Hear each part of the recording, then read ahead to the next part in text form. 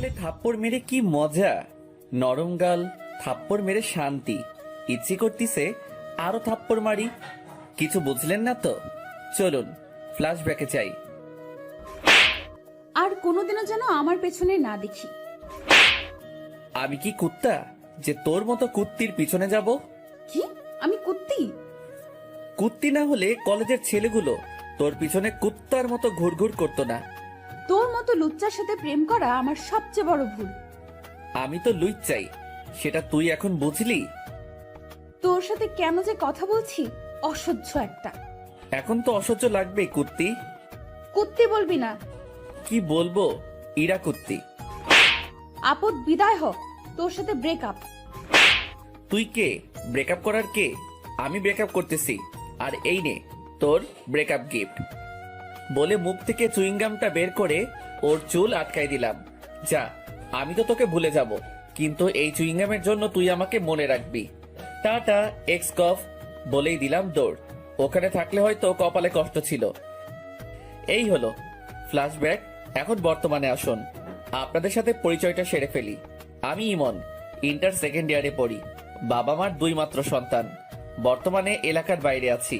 আর যার থেকে পালিয়ে আসলাম উনি হলেন আমার গফ, সরি এক্স গফ, ইসরাত জাহান ইরা। আমরা সেম ইয়ারে পড়ি। ইরাও এখানে পড়তে আসছে, গার্লস হোস্টেলে থাকে, আর আমি মেসে। 1 বছর হলো ওর আর আমার রিলেশনের। 1 বছর রিলেশনে প্রায় প্রতি সপ্তাহে একবার ঝগড়া হবে, আর বাকি দিনগুলো রাগ করে চলে যেত। আমি ইরাকে প্রথম প্রপোজ করেছিলাম। কিছুদিন ঘোরাঘুরির পর রাজি হয়েছিল। ভেবেছিলাম এবার হয়তো লাইফটা মজায় কাটবে, কিন্তু এই মেয়ে যে প্যারা দেওয়া শুরু করছিল, কিছু হইলেই গাইল মাইর সব একসাথে। আজ আমিও সবগুলো শোধ তুলে নিলাম সুদে আসলে। নরম গালগুলোয় থাপ্পড় মেরে কি যে মজা। ইচ্ছে করতেছে গিয়ে আরো 2-1টা মেরে আসি, কিন্তু বেশি জিনিস ভালো না, তাই আর যাব না। বন্ধুদের কাছে আসলাম। কি রে, হাঁপাচ্ছিস কেন? মামা ইরার সাথে ব্রেকআপ করে আসলাম। তাহলে থাম, আমি গিয়ে প্রপোজটা করে আসি। যা, ওকে আমি থাপ্পড় মেরে আসলাম, আমার রাগটা তোর উপর দিয়ে দিবে। তাহলে থাক, চল ম্যাচে যাই। চল। ম্যাচে এসে বিছানায় শরীরটা ছড়িয়ে দিলাম, তখনই ফোনটা বেজে উঠল।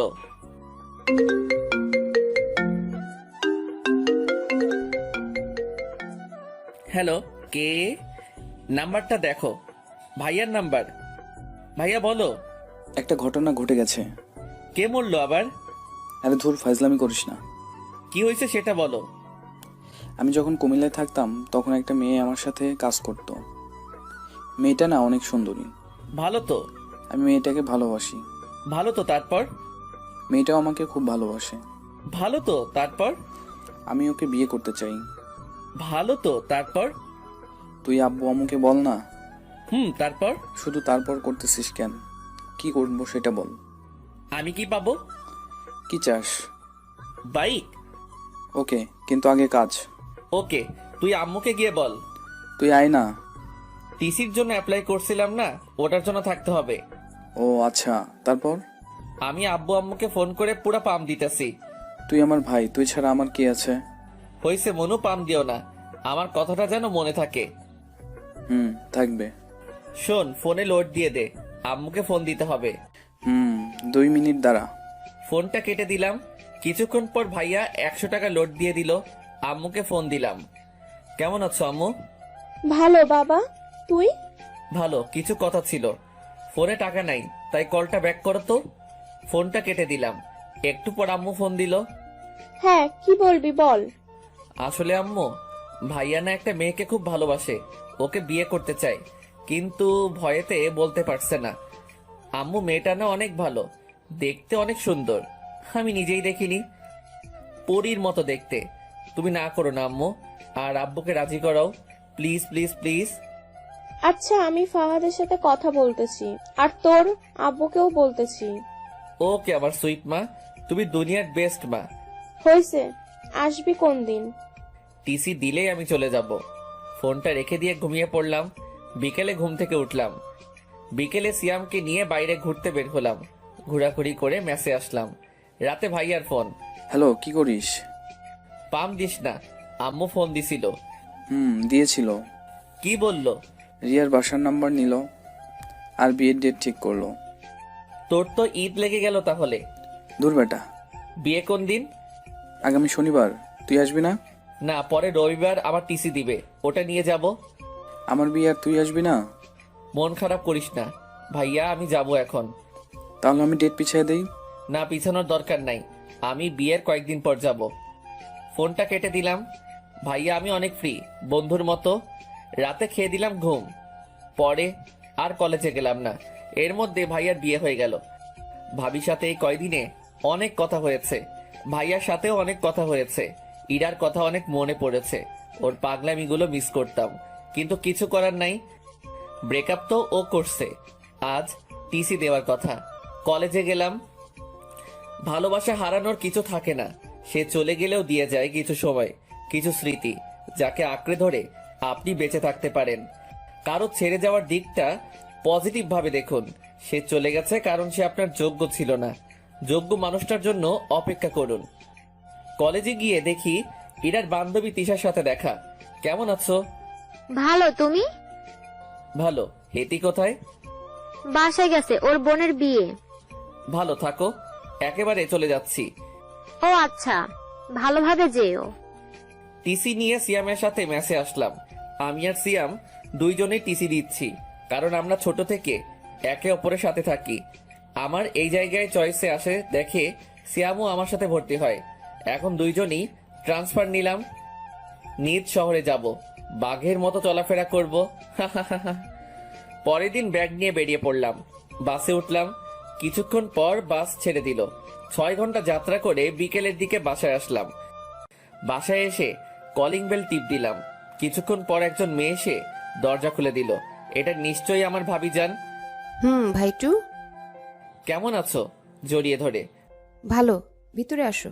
আগে বলো ভাইয়া কই? রুমে আছে। ভাইয়া রুমে গেলাম। ভাইয়া ঘুমাচ্ছে। ভাইয়া ভাইয়া। আরে তুই কখন এলি? এখনই। বাইক কই আমার? পরে কথা হবে, এখন ঘুমোতে দে। ও কাজের সময় কাজী, কাজ ফুরালে পাজি। ভাবি তুমি কিছু বলো না। কি হয়েছে? আমি তো কিছুই বললাম না। ভাবিকে সব কথা বললাম। তাহলে তুমি দেখো ভাইয়া কি আমার সাথে অন্যায় করতেছে না। ঠিকই তো, কালই তোমার বাইক কিনে দিবে। তুমি যাও, ফ্রেশ হয়ে নাও। ঠিক আছে ভাবি, তুমি না অনেক কিউট আর ভালো, একদম আমার মায়ের মতো। হইছে, আর পাম দিতে হবে না, যাও ফ্রেশ হয়ে নাও। আম্মুর সাথে কথা বলে আসি। আম্মুর কাছে গেলাম। আম্মু রান্নাঘরে রান্না করতেছে। পিছন থেকে জড়িয়ে ধরলাম। কেমন আছো মা? আরে তুই কখন আসলি? একবার ফোন করলি না যে? এত প্রশ্ন? আমি যেটা প্রশ্ন করছি উত্তর দাও। তুই এসে গেছিস যখন, ভালো থাকবো। যা রুমে গিয়ে ফ্রেশ হয়ে নে। রুমে গেলাম, ফ্রেশ হয়ে একটা ঘুম দিলাম। একবারে রাতে উঠলাম। উঠে ফোন টিপতে লাগলাম। একটু পর আম্মু খেতে ডাকলো। গিয়ে দেখি সবাই বসে আছে। সবার সাথে অনেক গল্প করলাম। খেয়ে এসে কানে ইয়ারফোন লাগিয়ে গান শুনতে লাগলাম।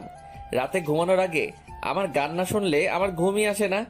গান শুনতে শুনতে কখন যে ঘুমায় পড়ছি। সকালে ভাবির ডাকে ঘুমটা ভাঙলো। ইমন, উঠো। ভাবি আরেকটু ঘুমাই না? ঘুমাও, তাহলে আর তোমার বাইক কিনতে যেতে হবে না। বাইক? বিছানা থেকে উঠে বললাম।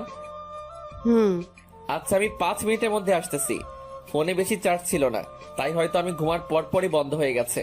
ফোনে চার্জ দিয়ে ফ্রেশ হয়ে নিচে গেলাম। নাস্তা করে আমি ভাবি আর ভাইয়া বেরিয়ে পড়লাম। শোরুমে গিয়ে বাইক কিনলাম, FJ5। এই নাও চাবি, ঘুরে আসো। আমি চাবিটা নিয়ে ভাইয়ার হাতে দিলাম।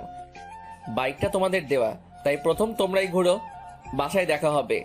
ভাইয়া প্লাস ভাবি প্রথমে মানতে চাইছিল না, আমি জোর করে ওদের পাঠিয়ে দিলাম। তারপর সিয়ামকে ফোন দিয়ে আসতে বললাম। কিছুক্ষণ পর সিয়াম আসলো। দুজনে ঘুরতে লাগলাম। ঘোরাঘুরি করতে করতে মাঠের দিকে গেলাম। তখনই পিছন থেকে কে যেন ডাক দিল। পিছনে তাকাই দেখি মিতু। কিরে, কেমন আছিস? ভালো, তুই? ভালো। কোন দিন আসলি তোরা?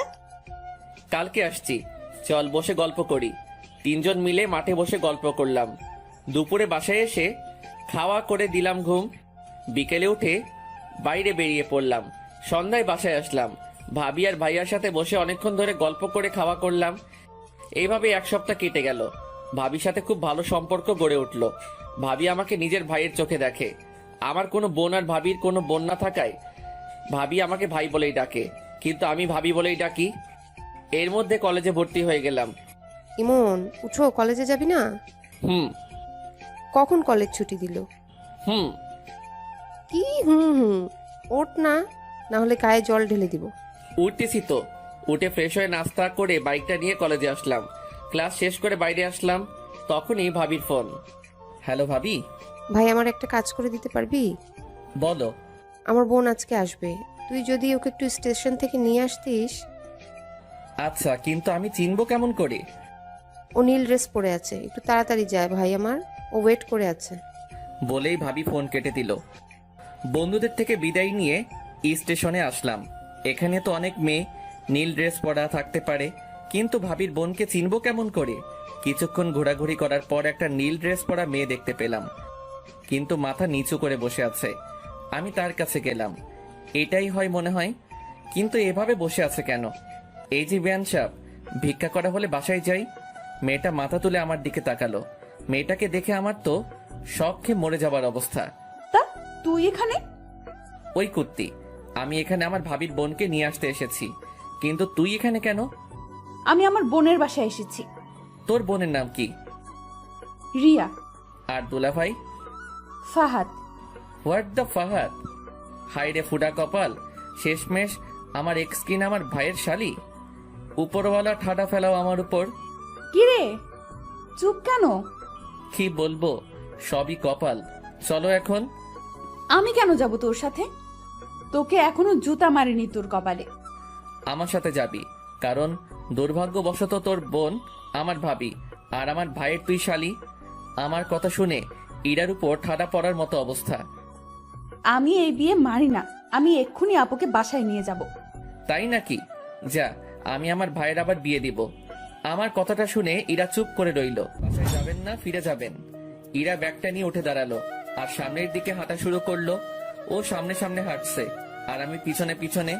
আমি বাইকের কাছে এসে থেমে গেলাম, কিন্তু ও হাঁটতে থাকলো। এই ম্যাডাম, বাইক এখানে। ও পিছনে তাকালো, আবার আমার কাছে আসলো। আমি বাইক স্টার্ট দিলাম, কিন্তু ও দাঁড়িয়ে রইল। কি হলো, ওটার ইচ্ছে আছে কি? ইরা কোনো কথা না বলে বাইকে উঠে বসলো। বাসার দিকে যেতে লাগলাম। শুন, আপু যেন না জানে যে তুই আমাকে চিনিস আর আমাদের সম্পর্ক ছিল। সেটা তুই না বললে আমি বলতাম। ভালো। বাইক চালাচ্ছিলাম, হঠাৎ করে সাইড মিররে ইরার চেহারাটা দেখলাম। বাতাসে চুলগুলো উঠছিল আর ইরা ওগুলো হাত দিয়ে ঠিক করছিল। খুব সুন্দর লাগছিল। চুইংগামের জন্য একটা নতুন হেয়ার কাটিং দিতে পারলি, একটা থ্যাঙ্কসও দিলি না।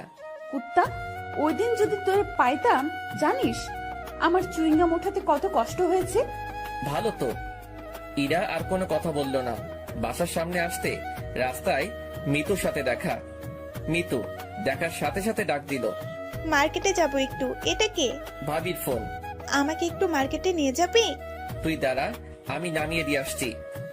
আচ্ছা, তাড়াতাড়ি আয়। আমি বাইকটা নিয়ে বাসার সামনে আসলাম। ভিতরে যান, আমি আসছি। ইরা কিছুক্ষণ আমার দিকে তাকিয়ে রইল।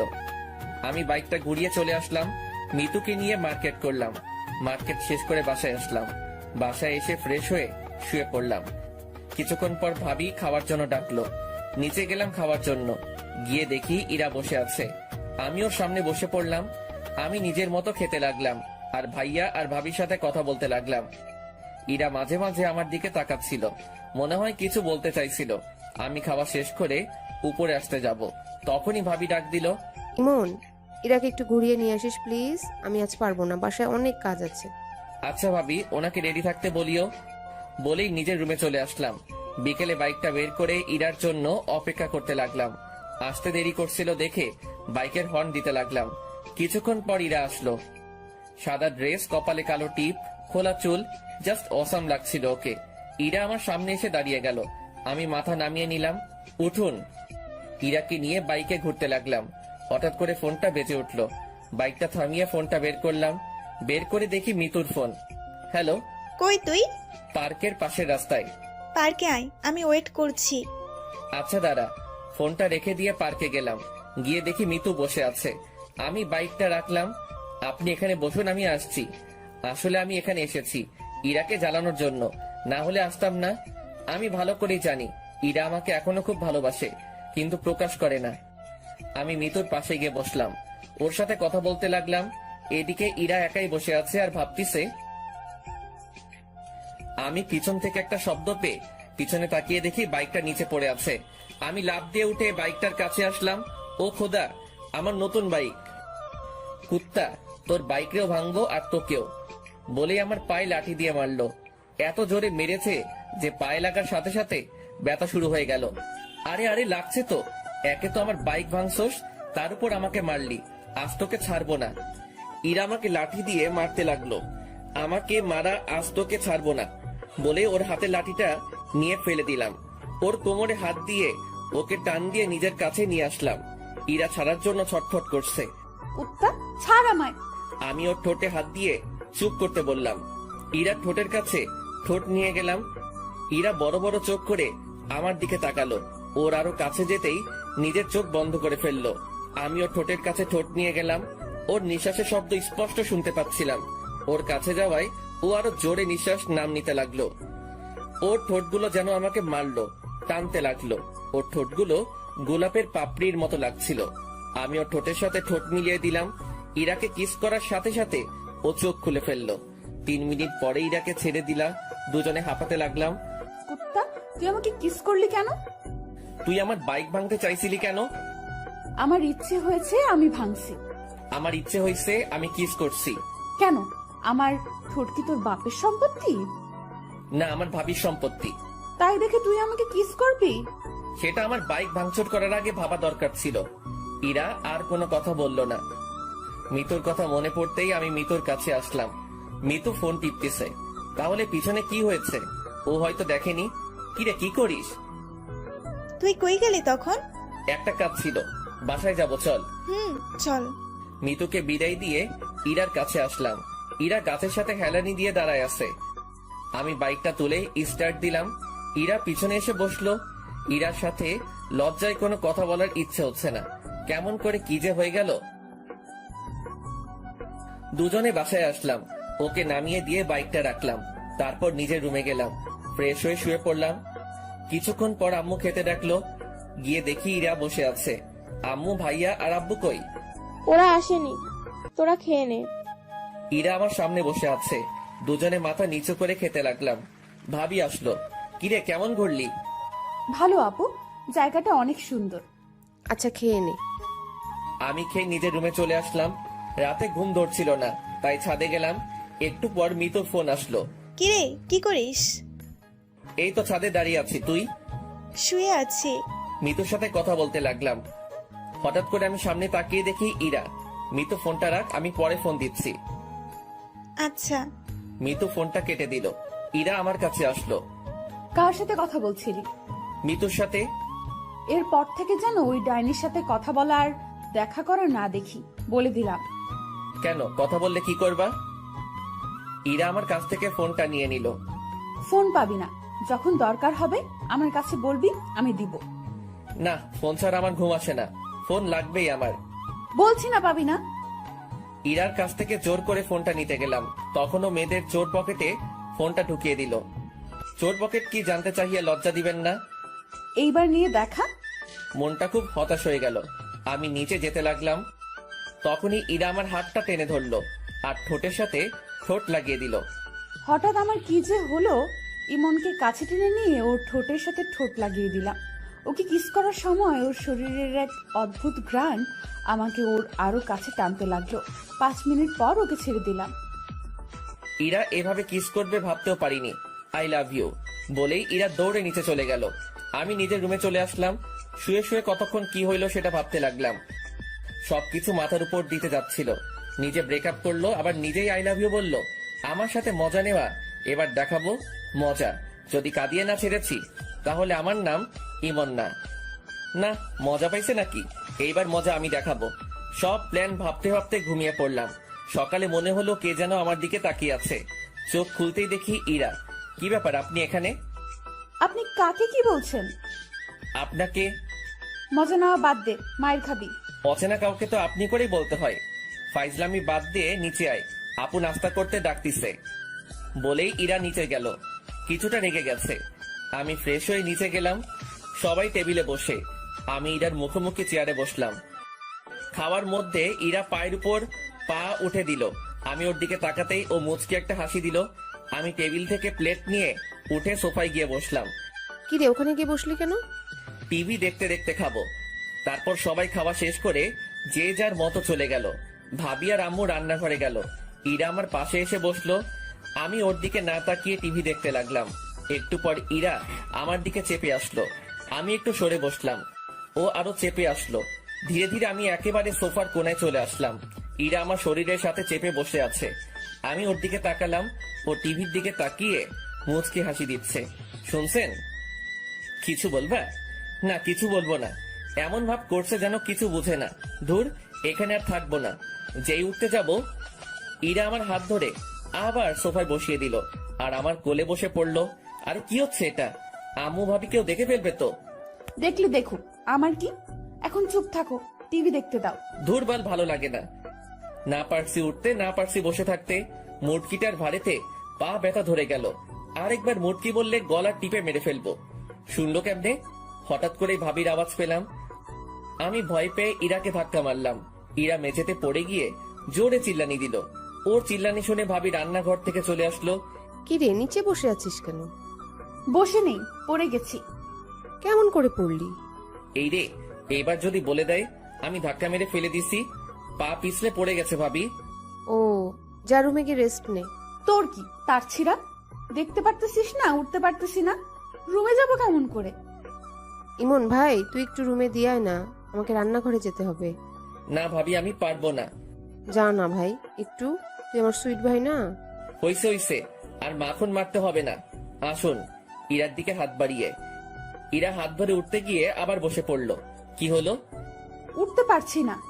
তাহলে কেমনে নিয়ে যাব? কোলে করে নিয়ে যাও। না, পারবো না। যা না ভাই আমার, প্লিজ প্লিজ। আচ্ছা আচ্ছা, ঠিক আছে। ভাবি রান্নাঘরে চলে গেল। আমি ইরাকে কোলে তুলে নিলাম। ইরাকে মুচকি মুচকি হাসছে। আমি ওকে ওর রুমে নিয়ে গেলাম। ও আমার গলা জড়িয়ে ধরেছিল। ওকে বিছানায় শুইয়ে দিয়ে উঠতে যাব, কিন্তু ও আমাকে জড়িয়ে ধরে রইল। কি হলো, ছাড়েন? না, আগে পাপ্পি দাও, তারপর। না, পারবো না। তাহলে আমিও ছাড়বো না। আমি ইরাকে নিজের থেকে জোর করে ছাড়িয়ে চলে আসতে যাব, তখন ও হাত টান দিয়ে দিল। আমি ওর উপরে পড়ে গেলাম। ইরা নিচে, আমি ওর উপরে। ইরা আমাকে জড়িয়ে ধরলো। মেয়েদের শরীর এত নরম আগে জানতাম না। দয়া করে কেউ খারাপ ভাবে নেবেন না প্লিজ। আমি ইরার শরীরের সাথে মনে হয় মিশে গেছি। কি করছেন? ছাড়েন, কেউ এসে যাবে তো। আগে পাপ্পি। পারবো না। আচ্ছা, আমি নিজে নিয়ে নিচ্ছি। যেই ইরা আমার ঠোঁটের কাছে ঠোঁট নিয়ে আসতে লাগলো, ভাবি তুমি এখানে? কথাটা শুনে ইরা আমাকে ছেড়ে দরজার দিকে তাকালো। এই সুযোগে আমি পালিয়ে গেলাম।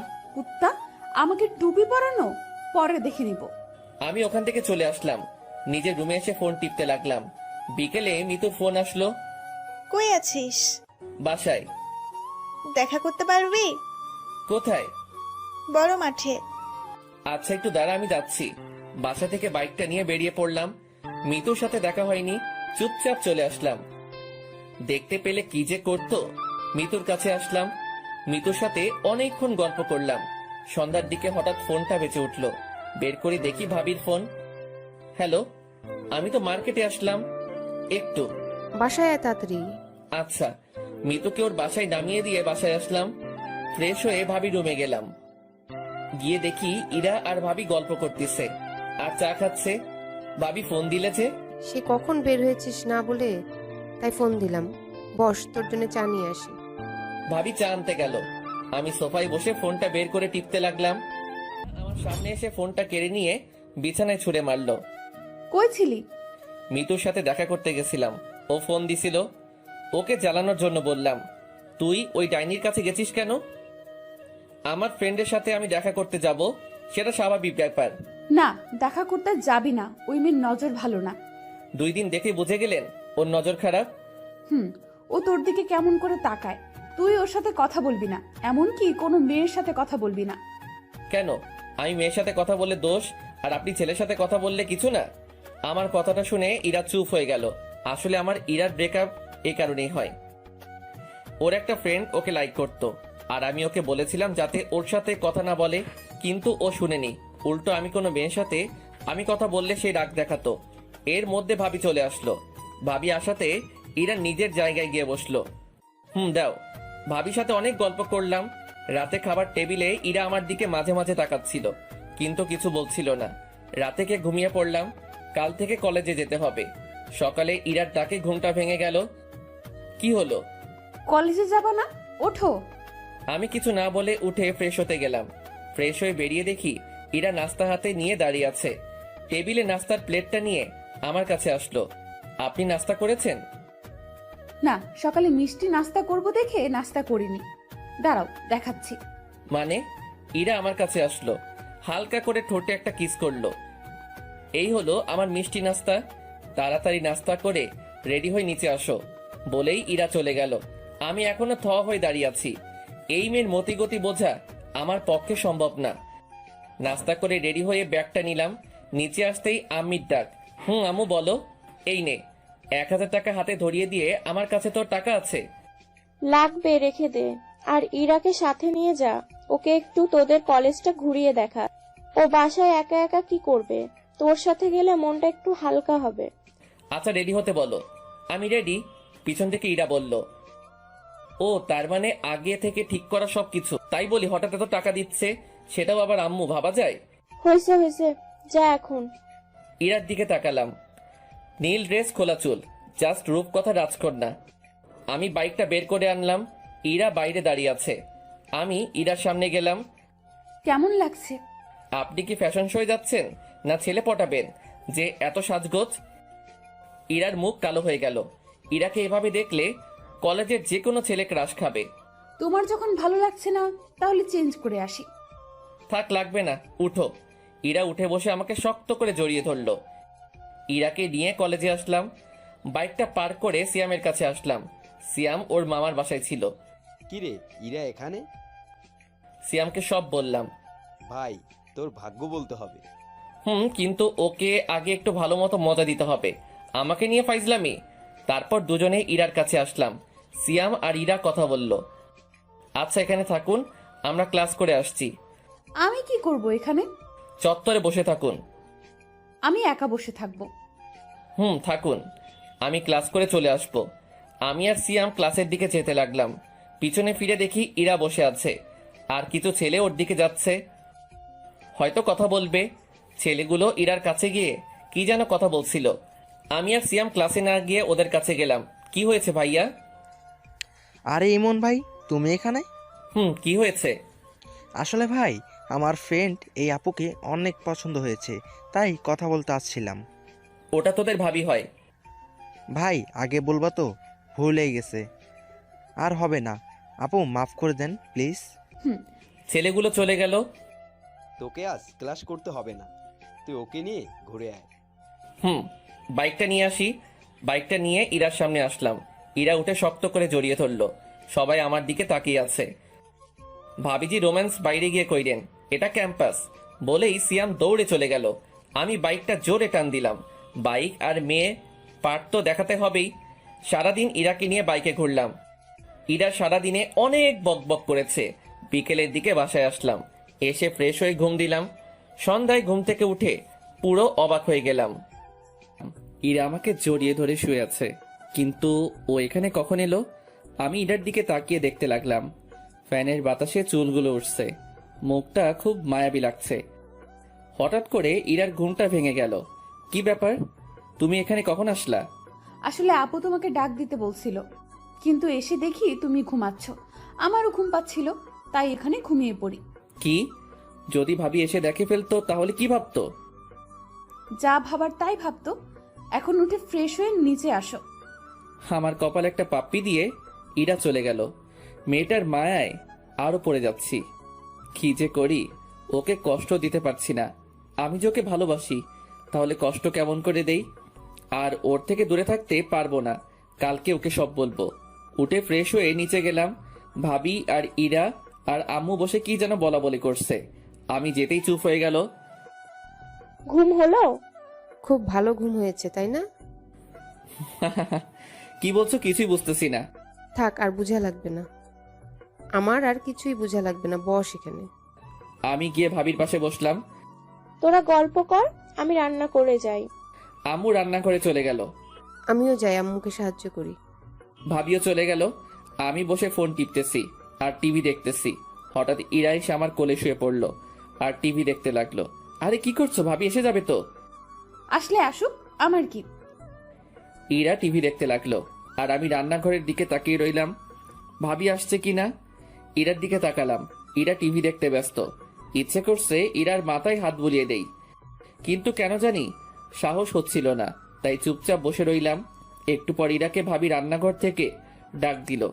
ইরা উঠে রান্নাঘরে চলে গেল। একটু পর 1 কাপ চা হাতে নিয়ে আসলো, এনে আমাকে দিল আর পাশেই বসে পড়ল। অর্ধেক চা খেতেই ইরা কাপটা নিয়ে বাকিটা চা খেতে লাগলো। আমি ওর দিকে তাকিয়ে রইলাম। কি হলো, এভাবে তাকিয়ে আছো কেন? না এমনি। বজ্জাত কোথাকার চায়ের কাপটা নিয়ে নিল। রাতে খাবার খেয়ে রুমে আসলাম, এসে গান শুনতে শুনতে ঘুমিয়ে পড়লাম। সকালে ঘুম থেকে উঠে ফ্রেশ হয়ে নিচে গেলাম। ইরা নাস্তার টেবিলে বসে আছে, আমিও বসে পড়লাম। খাওয়ার সময় ইরা পায়ে গোতা দিতে লাগলো। একসময় পা সরিয়ে নিলাম, ইরার পা চেয়ারের সাথে লাগলো, তাই হয়তো ওর মুখ কালো হয়ে গেল। আমি নাস্তা করে কলেজে আসলাম। আজ ইরা কলেজে আসেনি, কারণ ওর ভাবির সাথে মার্কেটে যাওয়ার কথা ছিল। কলেজে ক্লাস করে বের হচ্ছি, তখনই মিতু আসলো। কালকে ওই মেয়েটার সাথে তো খুব ঘুরলি। কেন, কি হয়েছে? না, তোকে একটা কথা বলার ছিল। কি কথা বল। এইখানে না, বিকেলে পার্কে আয়। আচ্ছা চল, তোকে নামিয়ে দেই। মিতুকে বাসায় নামিয়ে দিয়ে বাসায় আসলাম। কই ছিলি? কলেজে কই আবার থাকবো। তোর বাইকের পিছনে মেয়েটা কে ছিল? ও, ওটা আমার ফ্রেন্ড হয়। আর কোনোদিন যেন কোনো মেয়েকে বাইকের পিছনে নেওয়া না হয়, আর কোনো মেয়ের সাথে প্রেম টেম করা যেন না শুনি। আম্মু, আমার রুমে চলে আসলাম। এসে দেখি ইরা আমার বিছানায় বালিশে মুখ লুকিয়ে কান্না করছে। কি ব্যাপার, তুমি এখানে আর কান্না করতেছো কেন? ইরা কান্না করেই যাচ্ছে। আমি ওর কাছে গিয়ে ডাক দিলাম। ও উঠে সোজা আমার শার্টের কলার ধরলো।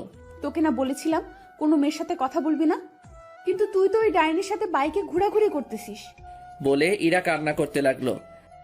আরে আমি তো ওকে বাসায় নামিয়ে দিতে গেছিলাম। কেন তোকে বাসায় নামিয়ে দিতে হবে কেন?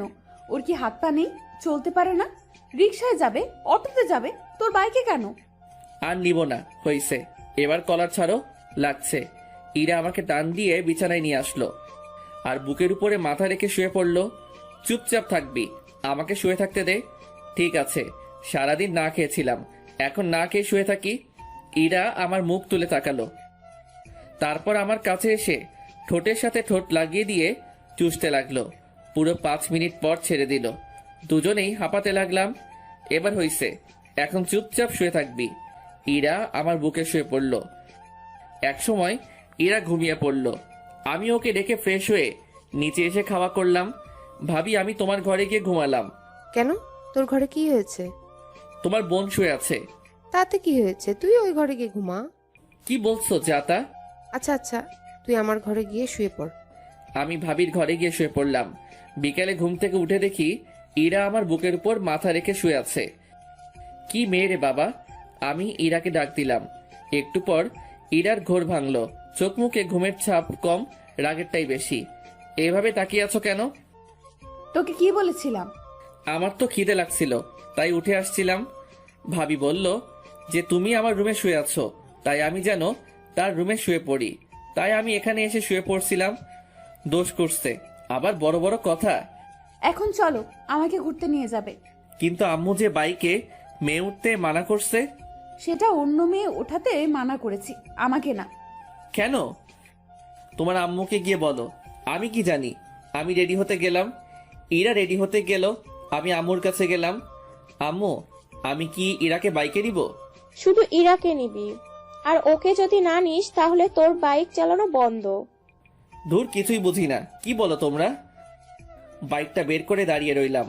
একটু পর ইরা এসে উঠে আমাকে শক্ত করে জড়িয়ে ধরলো। দুজনে পার্কের দিকে গেলাম। ইমন, গাড়ি দাঁড় করাও, আমি আইসক্রিম খাবো। আমি গাড়ি দাঁড় করিয়ে ওকে আইসক্রিম কিনে দিলাম। তুমি এখানে একটু দাঁড়াও, আমি ভিতর থেকে আসছি। আচ্ছা, তাড়াতাড়ি আসো। আমি পার্কের ভিতরে এসে দেখি মিতু বসে আছে। আমি ওর পাশে গিয়ে দাঁড়ালাম। কিরে, কখন এলি? একটু আগে, বস। আমাকে একটু তাড়াতাড়ি যেতে হবে। না বসবো না, কি বলবি বল। I love you. আমি তোকে অনেক ভালোবাসি, প্লিজ আমাকে ফিরিয়ে দিস না, প্লিজ। মিতুর কথা শুনে আমি তো পুরাই থ হয়ে গেলাম। তখনই কে যেন আমাকে টান দিয়ে মিতুর থেকে আলাদা করে দিল। পিছনে তাকিয়ে দেখি ইরা। 2-3টা পড়ে গেল গালে, মাথাটা ঝিমঝিম করছে। এই তুমি ওকে মারলে কেন? আমি এখানে তোমার সাথে কথা বলছি না, সো চুপ থাকলে ভালো হয়। মানে কি বলতে চাচ্ছ? আর তুমি কোন সাহসে মারলে ওকে? ইরা মিতুকে চর মেরে বসলো। আমি তো দেখেই অবাক। বলছিলাম না চুপ করে থাকতে। ইরাকে সাইডে নিয়ে আসলাম। তুমি ওকে মারলে কেন? তুই ওকে জড়িয়ে ধরেছিলি কেন? ভেবেছিলাম আমার ভালোবাসা দিয়ে তোমাকে আবার কাছে টেনে নিব, কিন্তু আমি ভুল ছিলাম। তুমি হয়তো আমাকে আর ভালোবাসো না। আসলে আমি পাগল। কেন যে ভেবেছিলাম তুমি হয়তো আমাকে আগের মতো ভালোবাসো, তাই তো তোমার কাছে নিজের ভালোবাসাটা জাহির করে গেছি। হয়তো আমার কপালে তোমার ভালোবাসা নেই। আসলে আমার মতো মেয়ে হয়তো ভালোবাসার যোগ্য নয়। পারলে ক্ষমা করে দিও। ইরা কাঁদতে কাঁদতে মিতুর কাছে আসলো। আপু, পারলে আমাকে ক্ষমা করে দিয়েন। আসলে আমি এতদিন একটা ভুল ধারণা নিয়ে বেঁচেছিলাম, সেটা আজ ভেঙে গেল। আসলে কি জানেন, কাউকে ভালোবাসাটা সহজ, কিন্তু বিপরীতের মানুষটার ভালোবাসাটা পাওয়াটা অনেক সময় কঠিন হয়ে যায়, আবার সম্ভবও হয় না। যেটা আজ আমার থেকে হয়তো কেউ ভালো বুঝবে না। ইমন খুব ভালো ছেলে, আপনাকে অনেক ভালো রাখবে। মাঝে মাঝে শয়তানি করে, কিন্তু জানেন কি, ওর এটাই আমাকে বেশি টানে। আপনি হয়তো ভাবছেন আমি এসব কেন বলছি। আপনি হয়তো এটাও ভাবছেন যে ইমনকে আমি আপনার থেকে কেড়ে নিব। সেটা নিয়ে ভাববেন না, আমি আপনাদের পথের কাঁটা হব না। ভালো থাকবেন। আর রাগের মাথায় তখন আপনাকে অনেক কিছু বলে ফেলেছি, পারলে মাফ করে দিয়েন প্লিজ। কথাটা বলে ইরা ওখানে থেকে কান্না করতে করতে চলে আসলো। আমি বাইক নিয়ে ইরার পিছন পিছন বাসায় আসলাম। ইরা ওর রুমে ঢুকে গেল। আমি নিজের রুমে গিয়ে শুয়ে পড়লাম। ধুর, কি করতে গেলাম আর কি হয়ে গেল। আমাকে ইরাকে বলতেই হবে সত্যিটা। আমি ইরা রুমের সামনে গিয়ে দাঁড়ালাম। ভিতর থেকে কান্নার শব্দ শুনতে পেলাম। ইরা হয়তো কাঁদছে, নিজেকে কেমন যেন অপরাধী মনে হচ্ছে। আমি ইরাকে ডাকতে শুরু করলাম, কিন্তু ইরা দরজা খুলল না। আমি দরজা ধাক্কাধাক্কি করতে লাগলাম। ইরা দরজা খুলল। প্লিজ আমায় একটু একা থাকতে দিন। যদি আপনি আরেকবার এভাবে এসেছেন তাহলে আমি এক্ষুনি এই বাসা ছেড়ে চলে যাব। কথাটা বলেই ইরা দরজা বন্ধ করে দিল। আমি রুমে চলে আসলাম। একটু পর ভাবি খাবার জন্য ডাকলো। গিয়ে দেখি ইরা নেই। ইরার সাথে তোর কি হয়েছে? কই কিছু হয়নি তো। তাহলে ও কান্না করছে কেন? আমি আর কিছু বললাম না, মাথা নিচু করে রইলাম। খেতে ইচ্ছে করছিল না, তাই না খেয়ে নিজের রুমে চলে আসলাম। চোখ বন্ধ করে শুয়ে আছি। একটু পর মাথায় কারো হাতের স্পর্শ পেলাম। চোখ খুলে দেখি ভাবি। আমার ভাইটার বুঝি মন খারাপ? না ভাবি, এমনি ভালো লাগছে না। আমাকে বুঝি বলা যাবে না, তাই না? আসলে তেমন কিছু না, মাথাটা খুব ব্যথা করছে, তাই খুব খারাপ লাগছে। তুই ভাবিস না, আমি সব ঠিক করে দিব, তুই এখন ঘুমা। কথাটা বলেই ভাবি চলে গেল। আমি চুপ করে শুয়ে রইলাম। চোখে ঘুম নেই। চোখ বন্ধ করলেই ইরার হাসি মুখটা সামনে আসছে। যে করেই হোক ওকে আমাকে পেতেই হবে। ওকে আর আমার থেকে দূরে যেতে দিব না। চিৎকার করে বলতে ইচ্ছে করছে, ইরা আমি তোমাকে ভালোবাসি। কাল যে করেই হোক ওর থেকে ক্ষমা চাইতে হবে। দরকার পড়লে ওর পায়ে পড়ব, কিন্তু ওকে নিজের থেকে দূরে যেতে দিব না। সারা রাত ঘুম হয়নি। ভোর রাতে ঘুমিয়ে পড়লাম। সকালে ঘুম থেকে উঠে ফোনটা হাতে নিয়ে দেখি 11টা বাজে। আমি তাড়াতাড়ি করে ইরার রুমে গেলাম। গিয়ে দেখি রুমে ফাঁকা, ইরার জামা কাপড় কিছুই নেই। আমি দৌড়ে নিচে আসলাম। ভাবি, ভাবি, ভাবি। কি হয়েছে? ইরা কই? ও আজ সকালে চলে গেছে। অনেক আটকানোর চেষ্টা করেছি কিন্তু পারিনি। কয়টা ট্রেন? 10:30টায়। আমি তাড়াতাড়ি করে বাইকটা বের করে স্টেশনের দিকে বেরিয়ে পড়লাম। সাবধানে যাস। স্টেশনে গিয়ে দেখি ট্রেন চলে গেছে। সাইডে বেঞ্চে বসে পড়লাম। চোখের কোণ দিয়ে এক ফোঁটা জল মাটিতে পড়ল। নীরবে বসে কাঁদতে লাগলাম। আজ আমার ভুলের জন্যই ইরা আমার থেকে দূরে চলে গেল। একটু পর ভাবির ফোন আসলো। হ্যালো ভাবি। কি হয়েছে তোর? তোর কণ্ঠটা এমন শোনা যাচ্ছে কেন? না কিছু না, বলো কি বলবা। পেলি ওকে? না ভাবি। আচ্ছা তুই বাসায় আয়, তোর সাথে কথা আছে। আচ্ছা আমি এক্ষুনি আসছি। বাইকটা নিয়ে বাসার দিকে যেতে লাগলাম। মুখের সামনে শুধু ইরার ছবিটা ভেসে উঠছিল। তখনই হঠাৎ করে কোথা থেকে যেন একটা রিক্সা বাইকের সামনে চলে আসে। আমি কন্ট্রোল সামলাতে না পেরে বাইকটা রিক্সার সাথে লাগাই দেই। চোখ খুলে দেখি মাথায় হাত আর পায়ে ব্যান্ডেজ। ভাবি সাইডে বসে আছে। ভাবি তোমরা এখানে? আর বাইকটা ঠিক আছে তো? তোর অ্যাক্সিডেন্ট করার পর একজন তোর ফোন দিয়ে আমাদেরকে ফোন করে হাসপাতালে আসতে বলে। আজ যদি তোর কিছু হয়ে যেত তাহলে আম্মুকে মুখ দেখাতাম কেমন করে? কিছু হয়নি তো? কিছু হয়নি। তুই জানিস তোর মাথায় হাতে পায়ে কয়টা সেলাই পড়েছে? থাক, সেটা বলার দরকার নেই। চুপচাপ শুয়ে থাক, বিকালে তোকে বাসায় নিয়ে যাব। ভাবি বাইরে চলে গেল। বিকেলে বাসায় গেলাম।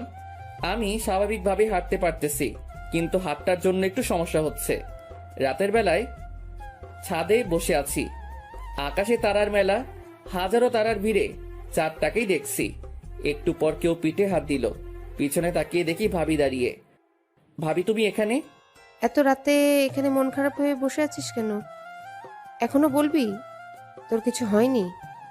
আসলে ভাবি, ঠিক আছে, যদি আমাকে আপন না ভাবিস তাহলে বলতে হবে না। ভাবি আমি ইরাকে ভালোবাসি, আর আমরা একে অপরকে অনেকদিন ধরেই চিনি। সেটা আমি, আম্মু, তোর ভাইয়া, আব্বু সবাই জানি। এরা আমাদের সব বলেছে। সেদিন কি হয়েছে সেটা বল। সেদিনে সব কথা ভাবিকে খুলে বললাম। বুঝলাম, এটা শুধু ভুল বুঝাবুঝি। আসলে আমার বোনটা রাগ আর অভিমানটা একটু বেশি, বুঝলি? সেটা অনেক আগে বুঝে গেছি। আচ্ছা, আমি দেখি কি করা যায়, কিন্তু এরকম মন খারাপ করে বসে থাকা চলবে না। যা, রুমে গিয়ে রেস্ট নে। এভাবে 5 দিন কেটে গেল। মাথা হাত পায়ে সেলাই খুলে ফেললেও দাগগুলো রয়ে গেছে। সকালে ভাবির ডাকে ঘুম ভাঙলো। ইমন, তাড়াতাড়ি উঠে ফ্রেশ হয়ে রেডি হয়ে নিচে আয়। কেন? আজ তুই, আমি আর তোর ভাইয়া আমাদের বাসায় যাব। ভাবির কথাটা শুনে আমার খুশির সীমানা ছিল না। ভাবিকে গিয়ে জড়িয়ে ধরলাম। থ্যাংক ইউ ভাবি, তুমি দুনিয়ার বেস্ট কিউট ভাবি। হয়েছে, আর পাম দিতে হবে না, তাড়াতাড়ি নিচে আয়। তুমি 2 মিনিট ওয়েট করো, আমি 1 মিনিটে আসতেছি। আমি তাড়াতাড়ি ফ্রেশ হয়ে রেডি হলাম। তারপর নিচে আসলাম। নাস্তা করে বসে আছি। কিছুক্ষণ পর ভাইয়া আসলো। কি রে, ব্যাগ গোছানো শেষ? কতক্ষণ আর সময় লাগবে? ভাবি কই? প্রায় 20 মিনিট পর ভাবি রেডি হয়ে আসলো। এতক্ষণ লাগে? হয়েছে, তোর তো আর তর্স হয়েছে না। কেন? আচ্ছা, তুমি আরেকটু ময়দা মেখে আসো, আমরা দাঁড়িয়ে আছি। ওই ছাগল, আমি কোনদিন ময়দা মাখছি? প্রতিদিনই তো মাখো। দাঁড়া, তোর মার হয়নি অনেকদিন। তোমরা ঝগড়া বাদ দিয়ে চলো তো।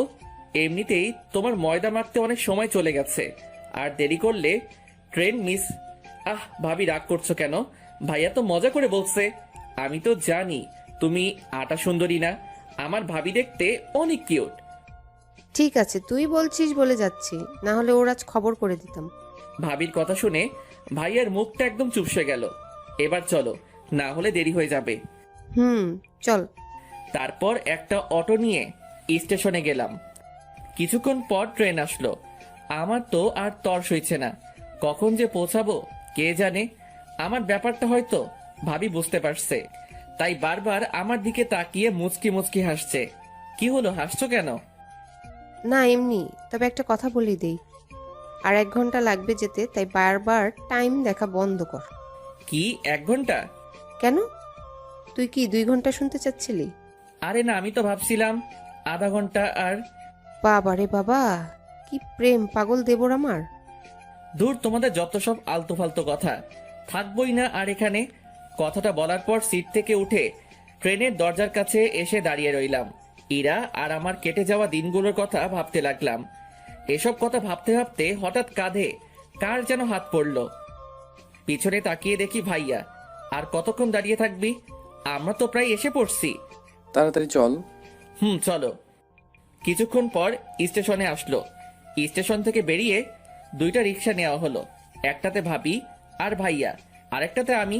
প্রায় 10 মিনিট পর একটা বাসার সামনে রিক্সা দাঁড়িয়ে গেল। হয়তো এটাই ভাবিদের বাসা। ভাইয়া আর ভাবি নেমে গেল, তাই আমিও নেমে গেলাম। ভাইয়া রিক্সার ভাড়া দিয়ে।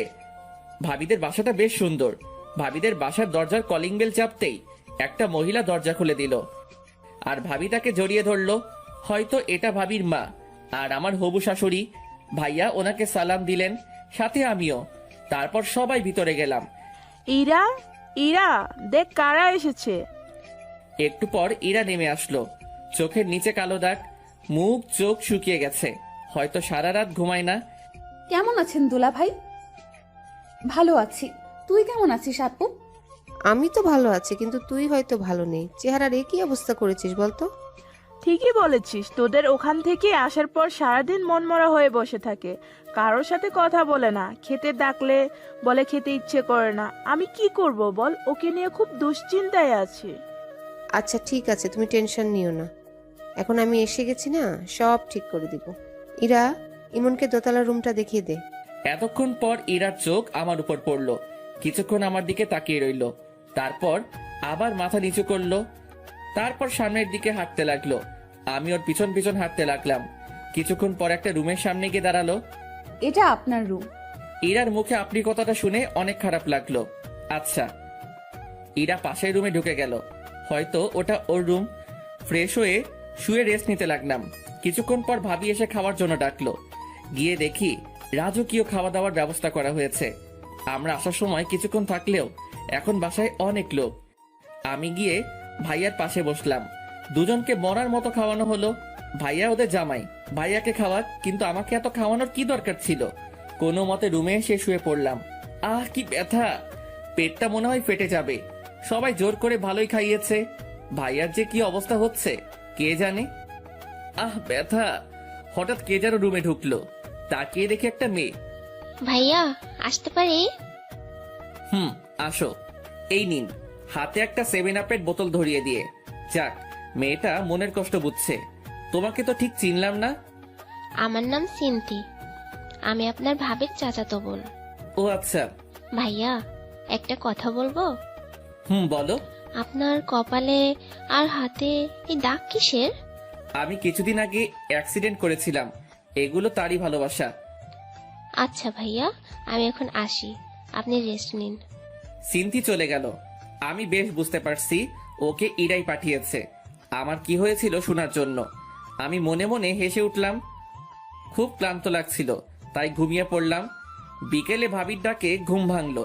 কি হয়েছে ভাবি, ডাকতিছো কেন? ঘুরতে যাব, চলো। যাও তোমরা, আমি যাব না। ও, ইরাও যাবে আমাদের সাথে, তুই যাবি না? ঠিক আছে। কি? দাঁড়াও, আমি এক্ষুনি রেডি হচ্ছি।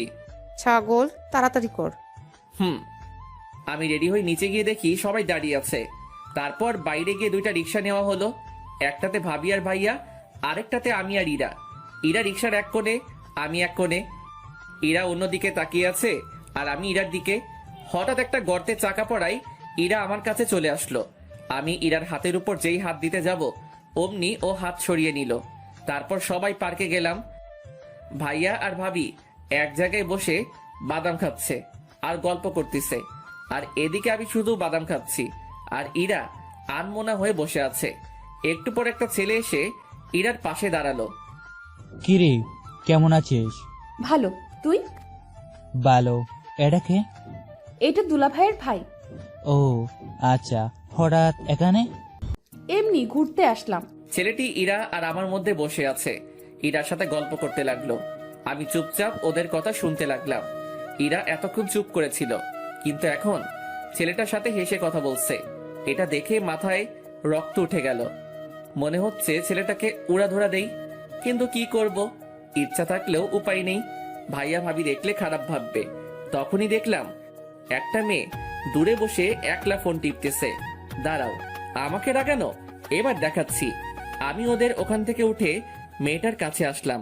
কারোর জন্য অপেক্ষা করছেন? কেন বলুন তো? না, একা বসে আছেন তাই বললাম। একা বসে থাকলে কি কারোর জন্য অপেক্ষা করা হয়? আসলে সেটা না, কিন্তু এখানে তো কেউ একা আসে না, তাই বললাম আর কি। ও, তাহলে আপনিও একা আসেননি? একা আসিনি সেটা ঠিক, কিন্তু একাই আছি। আপনার কথা ঠিক বুঝলাম না। অত বুঝে কি হবে বলেন তো? আমি ইমন। নিশি। আমার কথার উত্তরটা কিন্তু পেলাম না। কোনটা? এই যে কারোর জন্য অপেক্ষা করছেন কিনা। না, তেমন কেউ নেই। ও, আপনার কেউ আছে? জি আছে। কে সে? ওই যে দেখছেন একটা ছেলের পাশে একটা মেয়ে বসে আছে, ওইটা। মানে আপনার গার্লফ্রেন্ড আরেকজনের সাথে বসে কথা বলছে আর আপনি এখানে বসে আছেন, ব্যাপারটা ঠিক হজম হলো না। সে অনেক কাহিনী, অন্য একদিন বলবো। ফ্রেন্ডস। ফ্রেন্ডস। আমি রিয়ার সাথে গল্প করতে লাগলাম। এদিকে ইরা রিয়াদ। কিরে, কি হলো? ওদিকে কি দেখছিস? কিছু না। তোর কি হয়েছে বলতো? আছে, চলো বাসায় যাব এক্ষুনি। একটু পর যাই, তুই বস এখানে। বলছি না বাসায় যাব, তাড়াতাড়ি উঠ। দুলা ভাই উঠেন তো। আচ্ছা, ইরা যখন বলছে চলো চলে যাই, কিন্তু ইমন কই? কথা বলা শেষ হলে চলুন বাসায় যাব। আচ্ছা চলো। আমি নিশিকে বলে চলে আসলাম। আসার সময় অবশ্য ওর নাম্বারটা নিয়ে এসেছি। বাসায় আসলাম। আসার সময় অবশ্য ইরার মুখটা দেখার মতো ছিল। মাঝে মাঝে আমার দিকে রাগি লুকে তাকাচ্ছিল। মনে হচ্ছে চোখ দুটো দিয়ে খেয়ে ফেলবে। বাসায় এসে ফ্রেশ হয়ে নিচে গেলাম।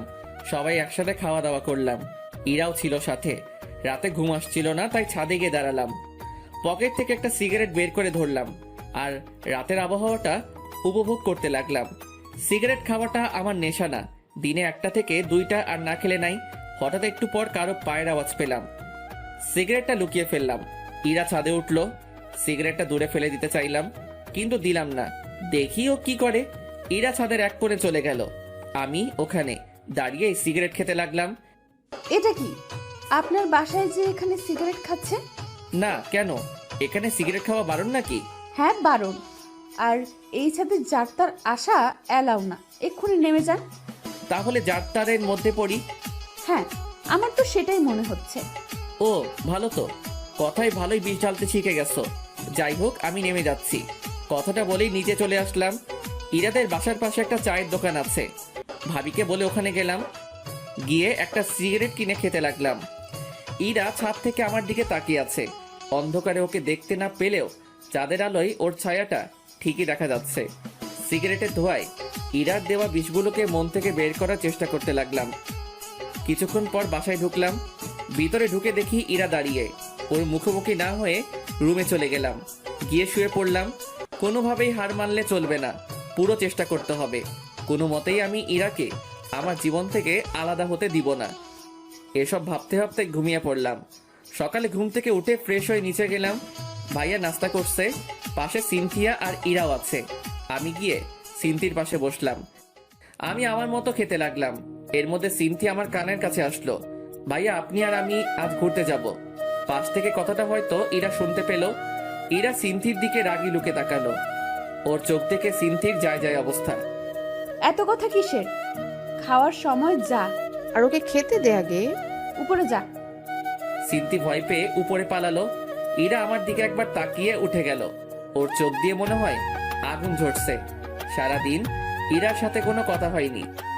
বিকেলে বাজারে যাওয়ার জন্য বের হলাম। তখনই সিনথি আসলো। ভাইয়া কই যান? একটু মার্কেটে যাব। ও, আমিও যাব, চলুন। আমার কিছু কেনাকাটা করার আছে। আমি আর সিনথি বেরিয়ে পড়লাম। মার্কেটে গিয়ে সিনথি কেনাকাটা করতে লাগলো। তখনই একটা শপে একজোড়া পাইল দেখে খুব পছন্দ। আমি পাইলগুলো ইরার জন্য কিনে নিলাম। ইরার পাইল অনেক পছন্দ। আমরা মার্কেট থেকে বেরিয়ে আসবো, তখনই দেখলাম ইরা মার্কেটের ভিতরে যাচ্ছে। ভাবলাম এক্ষুনি পাইলগুলো ওকে পরিয়ে দেই, তাই ওকে ডাকতে লাগলাম। কিন্তু ও না শোনার ভান করে চলে যেতে লাগলো। আমি দৌড়ে গিয়ে ওর হাতটা ধরলাম। কি হলো, কি হলো? এতক্ষণ ধরে ডাকছি, শুনতে পাচ্ছ না? জানোয়ার, রাস্তাঘাটে মেয়েদের দেখলে হাত ধরার ইচ্ছে হয়? কুত্তা, বাবা মা শিক্ষা দেয়নি? তোর মতো ছেলেদের জন্মের ঠিক নেই, সেই জন্য তোরা এমন করিস। আর একদিন যদি দেখি তাহলে বুঝতে পারবি। কথাগুলো বলে ইরা চলে গেল। আমি ওখানে দাঁড়িয়ে রইলাম। আশেপাশে সব মানুষ সবাই আমার দিকে তাকিয়ে আছে। অজান্তেই চোখ দিয়ে পানি পড়তে লাগলো। ইরা এমনটা করতে পারলো? হয়তো ভুলটা আমারই, কিন্তু আমার বাবা মা নিয়ে না বললেই পারতো। আজ বুঝে গেলাম ওর মনে আমি আর নেই। তাড়াতাড়ি করে নিজের চোখের জল মুছে ফেললাম। হঠাৎ করে কাঁধে কারোর হাতের স্পর্শ পেলাম। তাকিয়ে দেখি সিনথি। আরে বাদ দাও, আমি কিছু মনে করিনি। আরে কি বলছো তুমি? কেন ক্ষমা চাইছো? তুমি তো কিছু করনি। সব দোষ আসলে আমার ভাগ্যের। আসলে কি জানো, মানুষ যখন কাছে কিছু পায় তার মর্যাদা দিতে পারে না, আর যখন সেটা চলে যায় তখন সেটা তার কাছে অনেকটা দামি হয়ে যায়। আর কিছু সময় উপর থেকে সেটা লেখা থাকে না।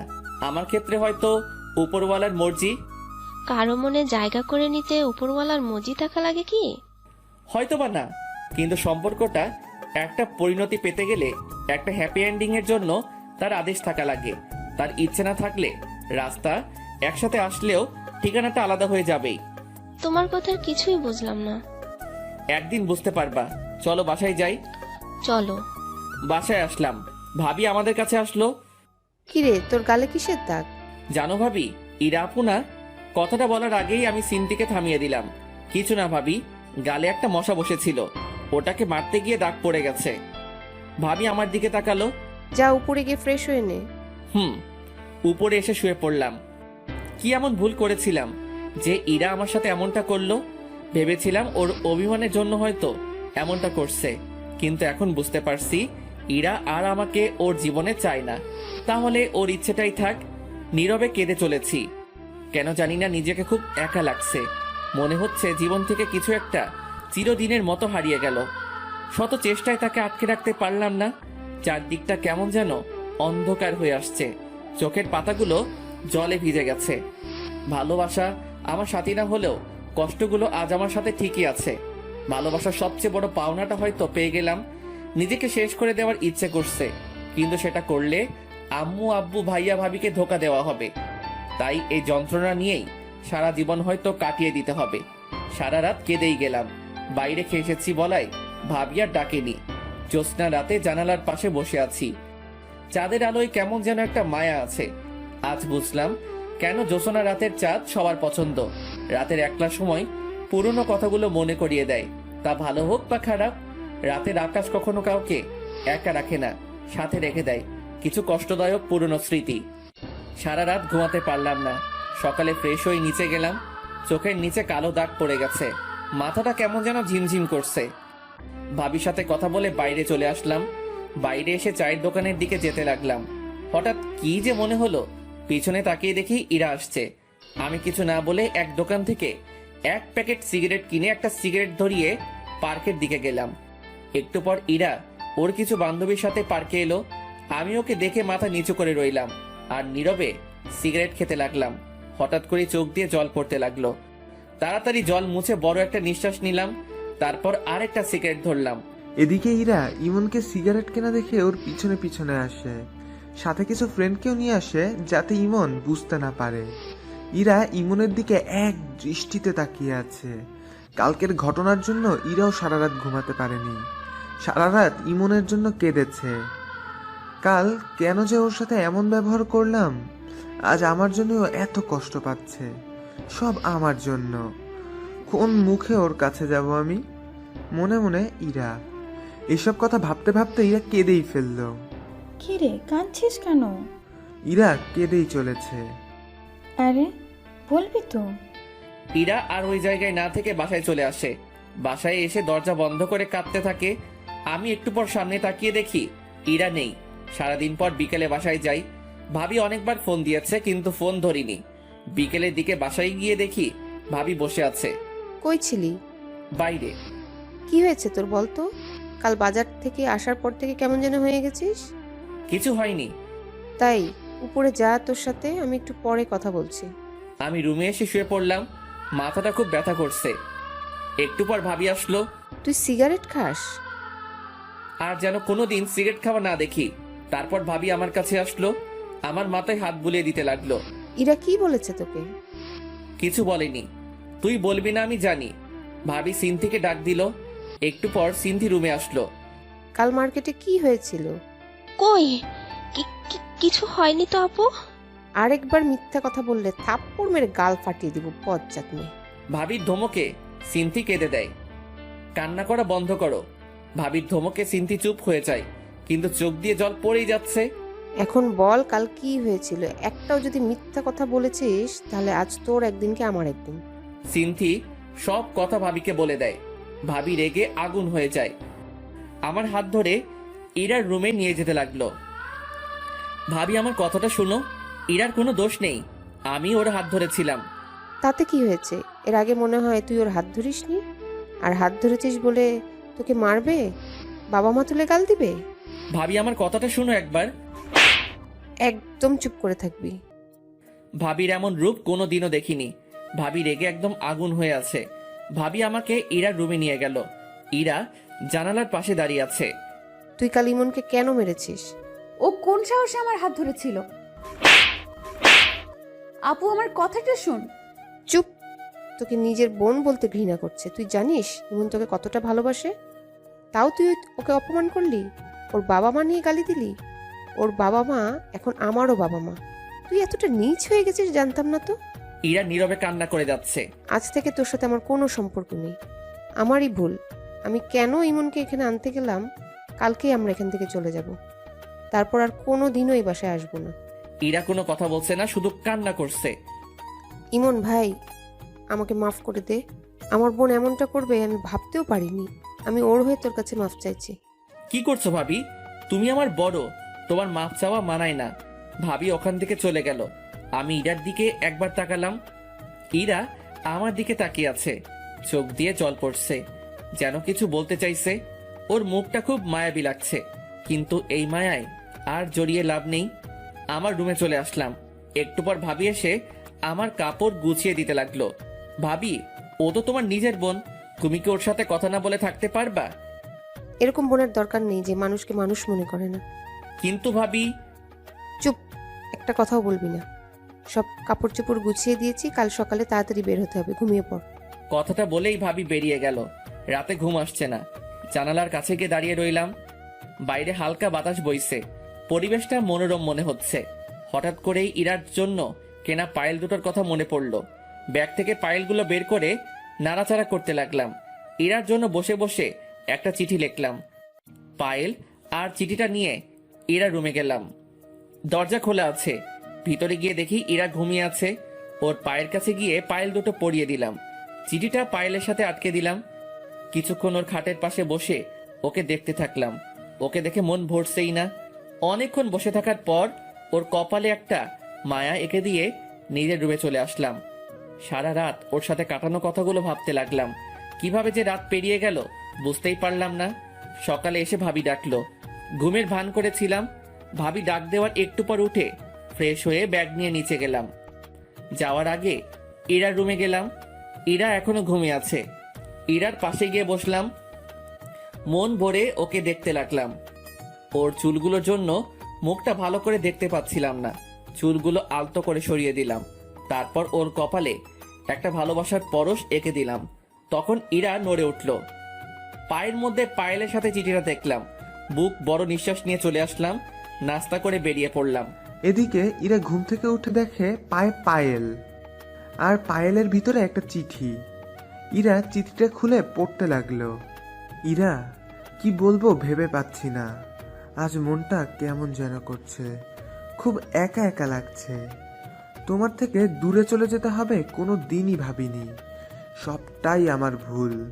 আমি হয়তো তোমার যোগ্য নই, তাই হয়তো এমনটাই হলো। সেই দিন তোমার কথাগুলো কথা না, বিষ ছিল, যেগুলো আমার মনটাকে ক্ষত বিক্ষত করে দিয়েছে। তোমাকে ভালোবাসার আমার কাছে কোনো কারণই ছিল না, আর ভুলে যাওয়ারও কোনো কারণই নেই। তাই তোমাকে কোনো দিনও ভুলতে পারবো না। কিন্তু তুমি আমার থেকে ভালো কাউকে পেলে হয়তো আমাকে ভুলে যাবে। আর আমাকে দেখে যেন পুরনো কথা না মনে পড়ে, তাই আমি তোমার সামনে আর কোনো দিনও আসবো না আমার ভালোবাসা নিয়ে। আসবো না সেটা নিয়ে, চিন্তা করো না। পায়েলগুলো দেওয়ার জন্যই সেই দিন তোমার হাতটা ধরেছিলাম। আর সেদিনই বুঝতে পেরেছিলাম তোমার হাত ধরার ক্ষমতা আমার কোনো দিনই হবে না। পায়েলগুলো তোমার জন্যই কিনেছিলাম, তাই রেখে দিলে খুশি হব। ভেবে নিও এটা তোমার কাছে আমার শেষ চাওয়া। ভালো থেকো। আর আমার জন্য তোমার আর ভাবির সম্পর্কটা খারাপ হলো, তার জন্য আমি অনেক দুঃখিত। আশা করি আমার থেকে ভালো কাউকে নিজের জীবনে পাবে, যে আমার মতন জানোয়ার হবে না। ইতি ইমন। ইরা চিঠিটা নিয়ে বুকে জড়িয়ে কাঁদতে লাগলো। জীবনের সবচেয়ে বেশি যাকে ভালোবাসতাম সে আজকে দূরে চলে গেল। কি করে বাঁচবো আমি? আমার আর বেঁচে থাকার অধিকার নেই। কেন বাঁচবো আমি, আর কার জন্যই বা বাঁচবো? আমি, ভাবি আর ভাইয়া স্টেশনে বসে আছি। 30 মিনিট ধরে ট্রেন আসতে দেরি হচ্ছে। একটু পর ভাবির ফোনে একটা কল আসে। কিছুক্ষণ কথা বলার পর ভাবি চিৎকার দিয়ে ওঠে, ইমন ইরানা সুইসাইড করার চেষ্টা করছে। কি বলছো? ইরা কোথায় এখন? আম্মু ওকে হাসপাতালে নিয়ে গেছে। তাড়াতাড়ি চলো। আমরা সবাই হাসপাতালে গেলাম। অজান্তেই চোখ দিয়ে জল বেয়ে পড়তে লাগলো। ভাবি আমার কাছে আসলো। কাঁদিস না ভাই আমার। ভাবি, পাগড়িটার কিছু হয়ে গেলে আমি যে বাঁচতে পারবো না। আমি তো ওর ভালো থাকার জন্য ওর থেকে দূরে যেতে চেয়েছিলাম, কিন্তু ও যে এমনটা করবে। ভাবি, ওর কিছু হবে না তো? আমি ওর কাছে যাব ভাবি। একটু পর ডাক্তার চেক আপ করছে, তুই চুপটি করে বস, আমি আসতেছি। ভাবির কথা শুনে কিছুটা হলেও স্বস্তি পেলাম। কিছুক্ষণ পর ডাক্তার বের হলেন। সবাই দেখা করতে গেল। ভাবি আমাকে আগে যেতে বলল, কিন্তু আমি সবার পরে গেলাম। ইরা শুয়ে আছে। আমি রুমে ঢুকতেই আমার দিকে তাকিয়ে মুখ ঘুরিয়ে নিল। আমি ওর পাশে গিয়ে বসলাম। হাতে ব্যান্ডেজ করা, দুজনেই চুপচাপ। ইরা অন্যদিকে মুখ ঘুরিয়ে আছে। আমি ওর হাতের উপর হাত রাখলাম। ইরা চুপচাপ। দুজনের মুখে কোনো কথা নেই। কি বলবো ভেবে পাচ্ছি না। না, ওকে একটু রাগিয়ে দেখি। আমি কি চলে যাব? আসতে কি বলছে? কেউ বলেনি। নির্লজ্জ এর মতো চলে আসছি। এখন ফিরে যাই। যা, চলে যা, লাগবে না তোকে। আরে চিল্লাচ্ছ কেন? যাচ্ছি তো। উঠতে যাব, তখন দেখছি ইরা ফুপিয়ে ফুপিয়ে কান্না করছে। মুখটা কি এদিকে ঘোরানো যাবে? না, যাবে না, চলে যা তুই, কারো দরকার নেই আমার। সত্যি তো? কি হলো? ইরা আমার দিকে ঘুরলো, আমার চোখের দিকে তাকিয়ে আমাকে জড়িয়ে ধরলো। আমার বুকে মুখ গুজে কান্না করতে লাগলো। আরে এত কান্না কেউ করে? চুপ কর, একদম কথা বলবি না। আরেকবার যদি আমাকে ছেড়ে যাওয়ার কথা বলছিস তাহলে বুঝতে পারবি। তাহলে সেদিন বাজারে কি বললে? আসলে সেদিন তোমাকে সিনথির সাথে দেখে মাথা খারাপ হয়ে গিয়েছিল, তাই আবল তাবল বলে ফেলেছি। আমাকে মাফ করে দিও। তুমি যদি মাফ না করো তাহলে আমি আবার কিছু করে ফেলবো। আরে পাগলি, আমি কি তোমার উপর রাগ করে থাকতে পারি? অবশ্য আবার হাত কাটলে ভালোই হবে।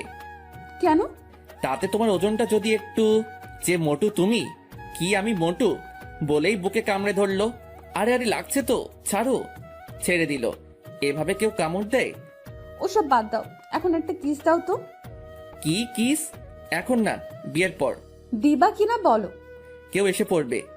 তোর গুষ্টি কিলাই। বলেই ইরা আমাকে টান দিল। আমি ইরার উপর পড়ে গেলাম। ইরা ঠোঁটের সাথে ঠোঁট লাগিয়ে দিল। 3 মিনিট পরে ছেড়ে দিল। দুজনে হাঁপাতে লাগলাম। ইরা আবার ঠোঁটের সাথে ঠোঁট লাগিয়ে দিল। এভাবে 3 বার কিস করলো। শেষমেশ ওকে ধাক্কা দিয়ে নিজের থেকে ছাড়িয়ে নিলাম। ইরা মুচকি মুচকি হাসতে লাগলো। আমি হাঁপাচ্ছি। এমন বারবার কেউ কিস করে? আমি করি। এখনই দম বন্ধ হয়ে যেত।